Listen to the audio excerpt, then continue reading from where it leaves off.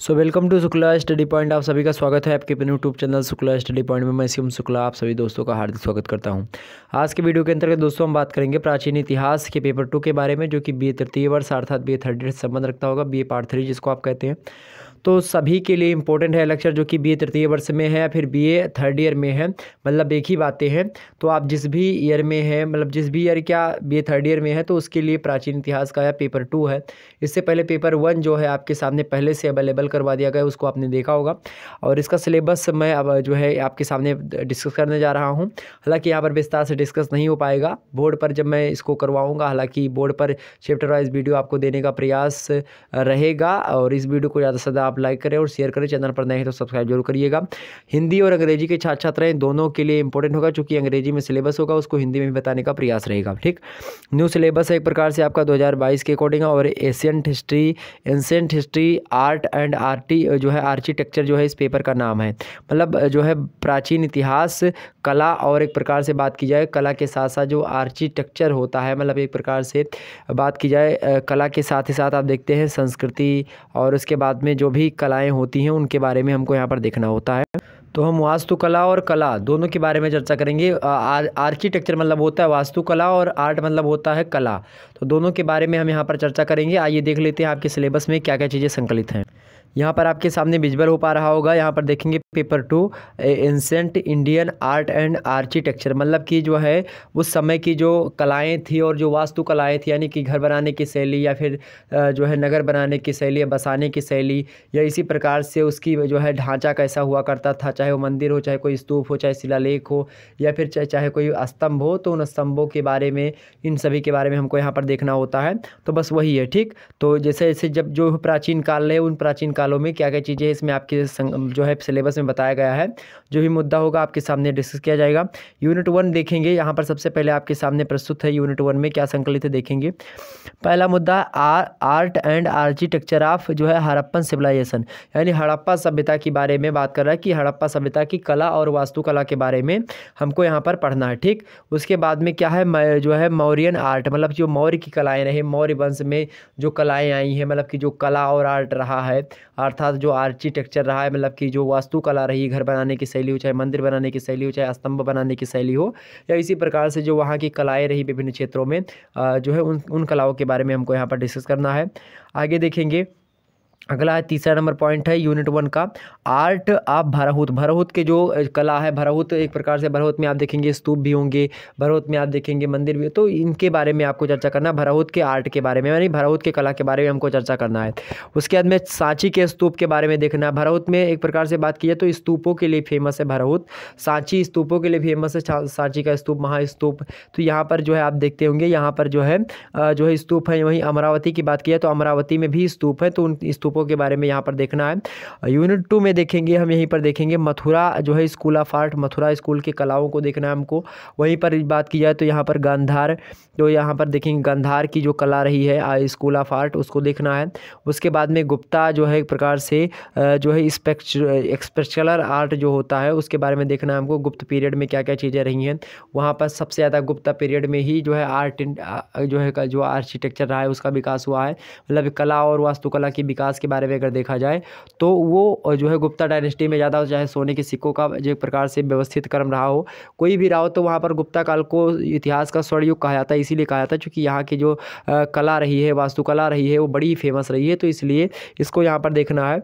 उसके बाद में चौथा पॉइंट है अजंता जो है पेंटिंग्स। तो अजंता की जो पेंट किया गया, मतलब कि एक प्रकार से रंगाई हुई है, उन रंगाई के बारे में, रंगाई छपाई जो भी मंदिरों में हुई है, उनकी जो है नक्काशियों के बारे में हमको यहाँ पर देखना है। अजंता की गुफाओं में जो कुछ हुआ है, तो उसके बारे में हमको यहाँ पर समझना होगा।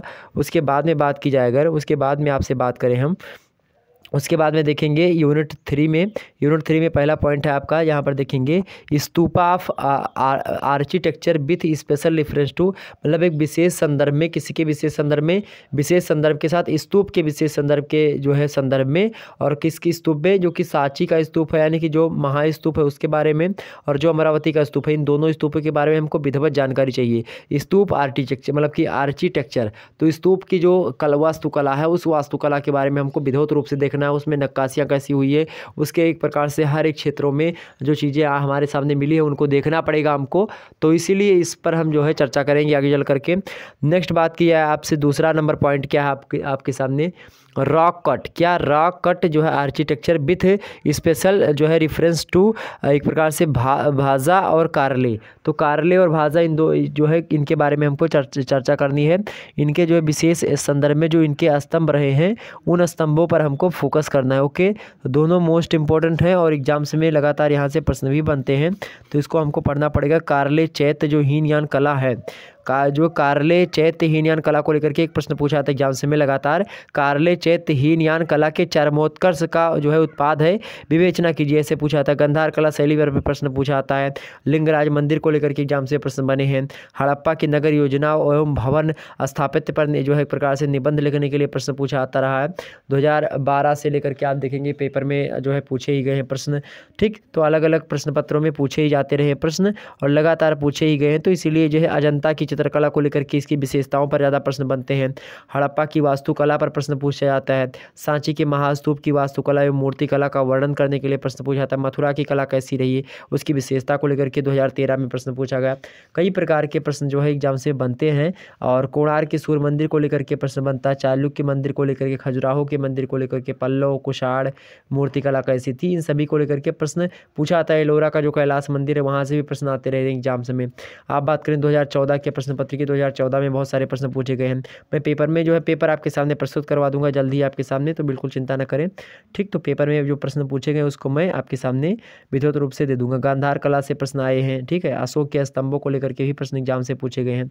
मोहनजोदाड़ो की वास्तुकला की विशेषताओं को लेकर के, ठीक, कला की मामल्य शैली जो होती है उसको लेकर के प्रश्न पूछा गया है। जब हम चर्चा करेंगे तो हम बरहूत के स्तूप के जो विशिष्ट तथ्य हैं या फिर खजुराहो मंदिर के जो एक प्रकार से विशिष्ट तथ्य हैं, एलोरा कैलाश के जो एक प्रकार से संक्षिप्त विवरण जो होता है कैसे दे सकते हैं, पालकालीन जो मूर्तिकला रही है, महाबलीपुरम में जो पल्लव रथ बनाए जाते थे उनकी क्या क्या विशेषताएं रही हैं, इन समस्त विशेषता। हालांकि सबसे अधिक मात्रा में प्रश्न जो पूछे गए विशेषताओं को लेकर के पूछे गए हैं, तो मेरा मेन फोकस होगा, कोई भी मुद्दा समझेंगे तो हम विशेषताओं पर मेन फोकस करेंगे अपना, उस पर जो है विशेष संदर्भ में चर्चा करेंगे। ठीक, तो यहाँ पर यूनिट 3 में हम यहाँ पर देख लेंगे कारले और भजा। ओके, हम चर्चा कर लेंगे।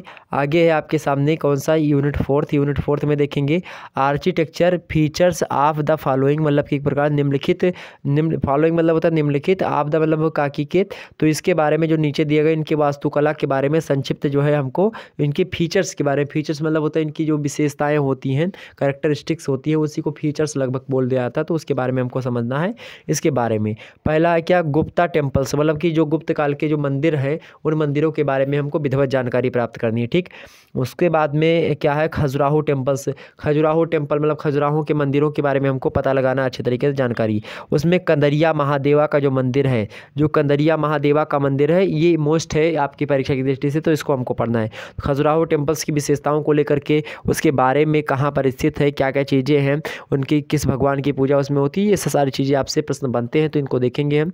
नेक्स्ट है आपका तीसरा नंबर पॉइंट है उड़ीसा, यानी उड़ीसा जो टेम्पल्स है, मतलब कि उड़ीसा के जो मंदिर है, चाहे वो कोणार्क का सूर्य मंदिर हो या फिर बात की जाए लिंगराज टेम्पल हो, तो लिंगराज टेम्पल और उड़ीसा का जो मतलब कि जो कोणार्क का सूर्य मंदिर है, इन दोनों के मंदिरों के बारे में हम बात करेंगे। कोणार्क सन टेम्पल्स, मतलब कि कोणार्क का जो सूर्य मंदिर है कोणार्क का, और लिंगराज टेम्पल, दोनों के बारे में हमको पढ़ना है।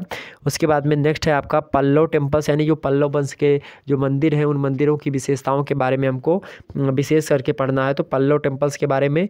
और रॉक कट जो है राथास के बारे में यहाँ पर देखना है, जो वहाँ के स्तंभ हैं उनके स्तंभों के बारे में भी हमको देख लेना, शिलालेखों के बारे में पढ़ लेना है। उसके बाद में राष्ट्रकूट टेम्पल्स के बारे में हमको पढ़ना है, किसके, राष्ट्रकूट के जो वंश रहा है उस वंश में कौन कौन से टेम्पल रहे हैं, उनके द्वारा कैसे टेम्पल बनाए थे, वास्तुकला उसकी कैसी थी, उसके बारे में देखना है। जिसमें कैलाश टेम्पल जो है आप है, एलोरा का जो कैलाश टेम्पल है वो मोस्ट इंपॉर्टेंट है, तो एलोरा का जो कैलाश टेम्पल है वो मोस्ट इंपॉर्टेंट है, उसको हमको देखना है।